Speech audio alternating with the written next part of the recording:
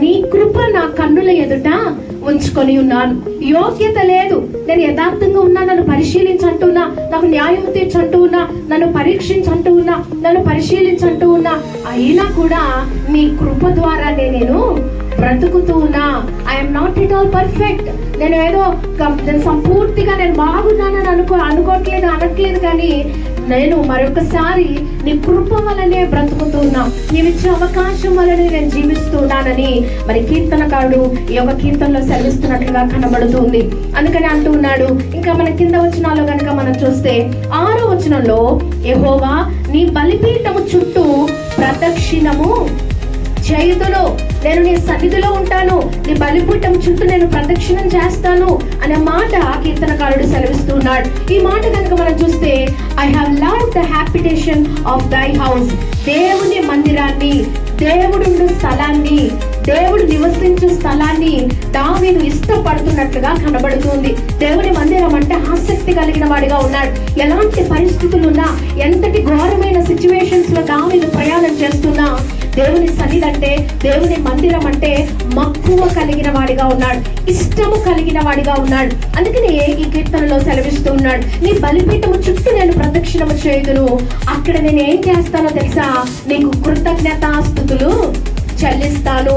Thanks giving, దేవునికి కృతజ్ఞతాస్తుతులు. నీ బలిపీఠం చుట్టూ నేను ప్రదక్షిణం చేస్తాను, నీ మందిరం చుట్టూ నేను జీవిస్తాను, అక్కడే నేను ఉంటాను, కృతజ్ఞతాస్తుతులు నేను చెల్లిస్తాను.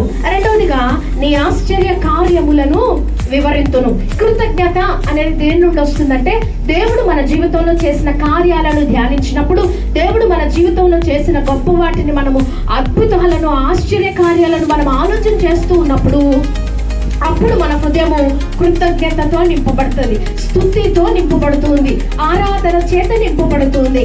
ఆరాధన దినం అంటే ఈ రోజు నువ్వు దేవునికి అర్పించేది ఏంటో తెలుసా? స్తుతి, దేవుని ఆరాధించడం. ఆరాధన, ఆదివారపు ఆరాధనలో మనం దేవుని స్తుతించడమే ఆయనకి ఇవ్వడం. నువ్వేమి ఇవ్వగలవు దేవుడికి, ఏమి అర్పించగలవు దేవునికి, ఏమిచ్చి ఆయనను సంతోషపరచగలవు అంటే, దేవుడు ఒకటే కోరుకుంటున్నాడు, నీవు స్తుతించే స్తుతి, నీవు ఆయనను ఘనపరిచే విధానం, ఆయన మన జీవితంలో చేస్తున్న ఆశ్చర్య కార్యాలను మనం జ్ఞాపకం చేసుకుంటూ ఆయనకు కృతజ్ఞతాస్తుతులు చెల్లిస్తూ ఉన్నప్పుడు దేవుడు సంతోషిస్తూ ఉన్నాడట. దేవునికి అదే ఇష్టమైన బలియాగం, అదే దేవునికి ఇష్టమైనది. అందుకే దావీదు అంటున్నాడు, నేను నీ మందిర స్థలములో నీ బలిపీఠం చుట్టూ నేను ప్రదక్షిణాలు చేస్తాను, నీకు కృతజ్ఞతాస్తుతులు చెల్లిస్తాను, నీవు చేసిన ఆశ్చర్య కార్యాలను నేను వివరిస్తాను.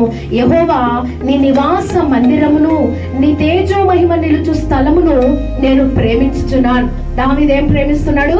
దేవుని యొక్క మందిరాన్ని, దేవుడు ఉండే స్థలాన్ని, దేవుని యొక్క మహిమను, దేవుని యొక్క తేజో మహిమను, వాటిని మరి దావీదు ప్రేమిస్తున్నట్లుగా, వాటిని ఇష్టపడుతున్నట్లుగా, ఆ స్థలములో ఉండాలని వేగిర పడుతున్నట్లుగా మరి దావీదు మన ఎడల కనబడుతూ ఉన్నాడు.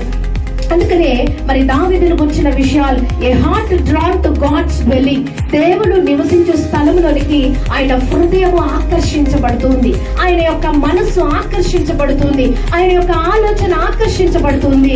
దేవునికి సమయం ఇవ్వాలి. నేను దేవుని సన్నిధికి ఎప్పుడు వెళ్తాను, ఆయన సన్నిధిని నేను ఎప్పుడు కనబడతానని దావీదు మాట్లాడుతున్నట్లుగా కనబడుతుంది. అంత మాత్రమే కాదు, walk blamelessly before the altar, బలిపీఠం దగ్గరకు వచ్చినప్పుడు మనకున్న వాటిని విడిచిపెట్టుకొని కృతజ్ఞతా హృదయంతో దేవుని సన్నిధికి రావాలి. స్తుతి ఆరాధన చేయడానికి దేవుని మందిరానికి రావాలి, దేవుని ఆరాధించడానికి రావాలి. ఈ రోజు మనం విజ్ఞాపన చేయడానికి దేవుని సన్నిధికి రాలేదు, మనం మొరపెడితే దేవుడు ఏమి ఇస్తాడో, ఏం పొందుకుంటామో అని చెప్పడానికి రాలేదు. మనం చేసిన వాటిని, దేవుడు చేసిన కార్యాలను మనం ధ్యానం చేస్తూ ఆయనను ఆరాధించడానికి వచ్చాం. అందుకనే దేవుని ఆరాధించే దినముగా మనం ఈ దినాన్ని మాట్లాడుకుంటూ ఉన్నాం. దేవుని యొక్క మహిమ, దేవుని యొక్క తేజం, మహిమ నిలుచు స్థలాన్ని దావీదు ప్రేమిస్తున్నట్లుగా కనబడుతుంది. అందుకనే దేవుని వాక్యం సెలవిస్తుంది, ఎక్కడిద్దరు ముగ్గురు కూడిన నామమున ప్రార్థిస్తారో నేను అక్కడ ఉంటానని సెలవిచ్చాడు. ఎక్కడ దేవుని నామమున మనం కూడుకుంటే అక్కడ ఏముంటుంది?